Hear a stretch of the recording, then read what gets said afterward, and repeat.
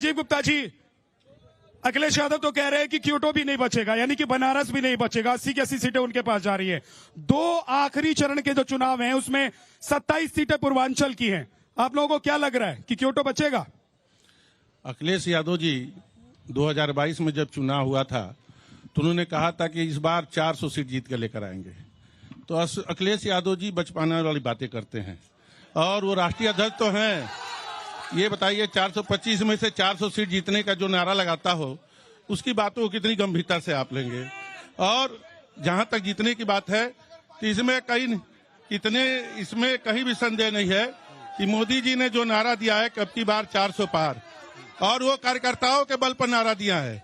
मैं बताना चाहता हूं 50 लाख कार्यकर्ता काम करते हैं, दिन भर सड़क पर रहते हैं, दिन भर क्षेत्र में जाते हैं, करते हैं। समाजवादी पार्टी कांग्रेस के किसी कार्यकर्ता से पूछ लीजिए, एक व्यक्ति वोट मांगने नहीं जाता है। ठीक है, ये लोग जात पात की राजनीति करते हैं, धर्म की राजनीति करते हैं, इनके पास कोई कर्म नहीं है। ठीक है संजीव जी, ठीक है। सुशील जी, क्या आप लोग दिन में सपने देख रहे हैं, 80 सीटों का ख्वाब देख रहे हैं? आप देखिए, सबसे पहले हम भृगु बाबा के मंदिर में हैं जी, और हिंदुस्तान में पहला ऐसा जनपद है जहां ब्रह्मपुत्र भृगु की पूजा होती है। हम लोग कोई भी काम करते हैं तो एक बात तो यहाँ आप लोग यही से मन से कसम खाकर बोलेंगे कि जो बोलेंगे सच बोलेंगे। सुशील जी, एक बात तो यहाँ कह दीजिए कि जो बोलेंगे सच बोलेंगे, दिल पर हाथ रख के, महर्षि भृगु बाबा के लिए। संभवतः आप हमारे बारे में नहीं जानते हैं। हाँ। मैं झूठ बोल के राजनीति नहीं करता हूँ। अच्छा, ठीक है। पब्लिक से तो 80 सीट कैसे लाएंगे जरा बताइए। पब्लिक से पूछ लीजिए। हाँ। 80 सीट हम वैसे लाएंगे जैसे नाली के गैस से चाय बनाएंगे। बात अब सुनिए, रुकिए 1 मिनट। नहीं, जनता को छोड़ दीजिए, जनता को बोलने दीजिए, आप बोलिए। हाँ प्लीज। मैं आपसे कहना चाहता हूं कि बलिया में लोकसभा का चुनाव हो रहा है। हम बलिया में खड़े हैं, हम बलिया समाजवादी पार्टी के नेता हैं जी। मोदी जी इस देश के प्रधानमंत्री हैं, हमारे भी प्रधानमंत्री हैं 4 तारीख तक। 4 तारीख के बाद नहीं रहेंगे। मैं जो बात करूंगा बलिया की करूंगा। क्यों नहीं रोजगार पर बात होती है, क्यों नहीं बलिया में कोई फैक्ट्री लगी, इस पर बात होती है। 17 बरस तक हमारे गुरु भाई चंद्रशेखर का मैं भी शिष्य हूं। हमारे गुरु भाई नीरज शेखर जी 17 बरस तक बलिया में सांसद रहे, कभी राज्यसभा, कभी लोकसभा, ठीक है सर, कभी समाजवादी पार्टी, हाँ। कभी भारतीय जनता पार्टी। अगर 17 बरस का सिर्फ 5 करोड़ के हिसाब से जोड़ दिया जाए तो 85 करोड़ होता है। और बलिया में नीरज शेखर के नाम पर एक नाली तक नहीं बनी है। ठीक है, विवेक बलिया की बात करिए। ठीक है सर, एक सेकंड, मैं वापस आऊंगा दोबारा। आप रोजगार की बात दूसरा सवाल और ये मोदी जी और दूसरा सवाल लेकर आऊंगा, तब बोलिएगा। विवेक पाठक जवाब देना चाहते हैं। मैं जवाब देना चाहता हूँ। अभी हमारे यहाँ यूपी इन्वेस्टर मीट हुई थी बलिया में। जानते हैं 2000 करोड़ रुपए के इन्वेस्टमेंट का प्रस्ताव आया है और 500 करोड़ रुपए की सिर्फ कागज में सिकंदरपुर में लग रही है। 500 करोड़ रुपए इन्वेस्ट करके बाहर के व्यक्ति सिकंदरपुर में। आप उस बात को नोट करिए, कागज की बात नहीं है। और जहाँ तक सुन लीजिए, पहले बात सुन लीजिए, बात करने दीजिए। आपकी बात पे हस्तक्षेप नहीं किया हमने। पहले बात सुन लीजिए, पहले बात सुन लीजिए। 32 लाख करोड़ रुपए पूरे प्रदेश झगड़ा में। प्लीज 1 सेकंड रुकिए, एक सेकंड, ठीक है। लेकिन विवेक जी, सवाल ये है कि चलिए 10 साल और 7 साल, 10 साल केंद्र में और 7 साल योगी जी। इससे पहले तो यहाँ कांग्रेस और समाजवादी पार्टी ही थी ना। हाँ? तो बलिया को आप लोग कितना पीछे ले गए थे कि इस 10 साल में भी बलिया आगे नहीं बढ़ रहा है? बलिया एकदम पीछे नहीं था। बलिया में चीनी मिल थी, बलिया में रोजगार के तमाम साधन थे, कनेक्टिविटी थी। समाजवादी सरकार में एक्सप्रेसवे बलिया तक आया था। पूर्वांचल बलिया से शुरू होता है। पूर्वांचल उस एक्सप्रेसवे को इनकी योगी सरकार ने खत्म कर दिया और इन्होंने पिछले 10 सालों में कनेक्टिविटी के नाम पे कुछ नहीं दिया। और 10 साल पहले की बात अगर आप कर रहे हैं, समाजवादी सरकार में ही यहाँ पे यूनिवर्सिटी मिली थी, स्पोर्ट्स कॉलेज मिला था।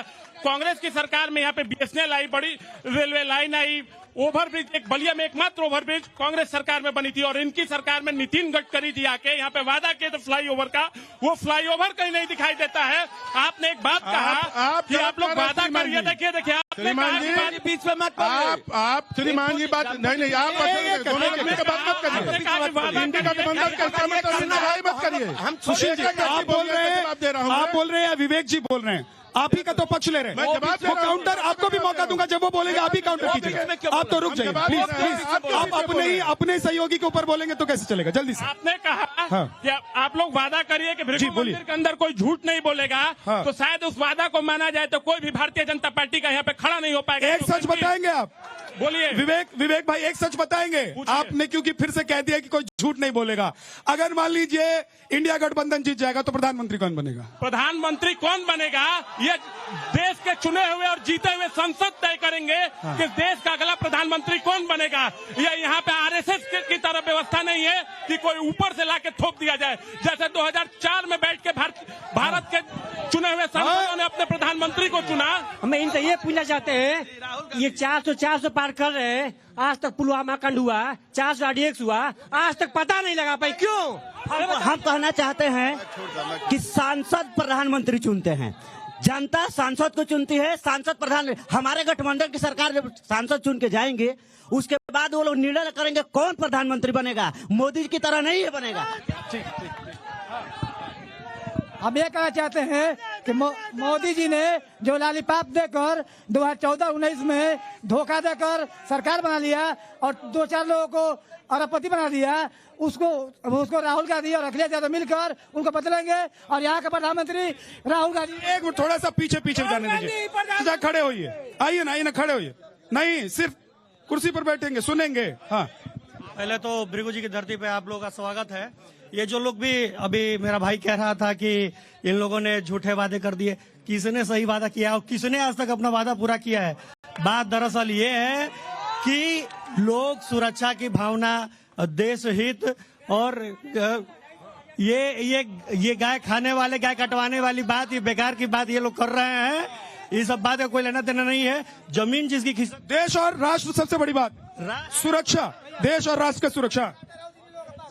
सर, ये लोग हल्ला कर रहे हैं। सन 2003 में समाजवादी पार्टी की सरकार थी, गाजीपुर में 22 घंटे बिजली मिलती थी, बलिया के लिए 12 घंटे नहीं मिलती थी। ये एक आदमी 2 पक्ष रखे, एक बेटे को सूखी रोटी दे, एक बेटे को। आइए खड़े हो जाइए, कैसी सरकार है? खड़े हो जाइए। हाँ, मैं किसी की बात नहीं करूंगा, किसी की तो करनी ही पड़ेगी। मोदी की बात करूंगा। फिर कह रहे किसी की बात नहीं करिए। कौन काम बाजे इनकर लाजवाब नहीं खे, आ कौनो बगिया में ऐसा गुलाब नहीं खे। हमारा मोदी जी का कौनो जवाब नहीं खे।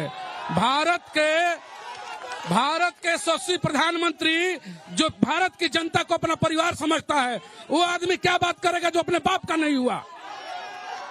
ठीक है, एक सेकंड, आ रहा हूं। अरे इधर से। हाँ जी, मैं पहले भृगु बाबा का नमन करते हुए जय श्री राम। और ये लोग कह रहे हैं 400 पार, इसी समाजवादी पार्टी के पूर्व मंत्री के परिवार से ही एक लड़की को गाड़ी में जबरी अपहरण किया जाता है और बैठाया जाता है, उसका मर्डर किया जाता है, उसको सब छिपा रहे हैं और बता नहीं रहे हैं उसको। ठीक है, एक सेकंड, जिनका हो गया एक सेकंड। देखिए, विपक्ष के पास कोई मुद्दा नहीं है और न कोई जो है प्रधानमंत्री का प्रत्याशी है। विपक्ष खत्म, 400 पार। जो मुख्यमंत्री आवास से टोटी चुरा सकता है वो देश और प्रदेश को। ठीक है, नहीं इधर हो गया है, अब पीछे से लोग रह गए। हाँ बोलिए।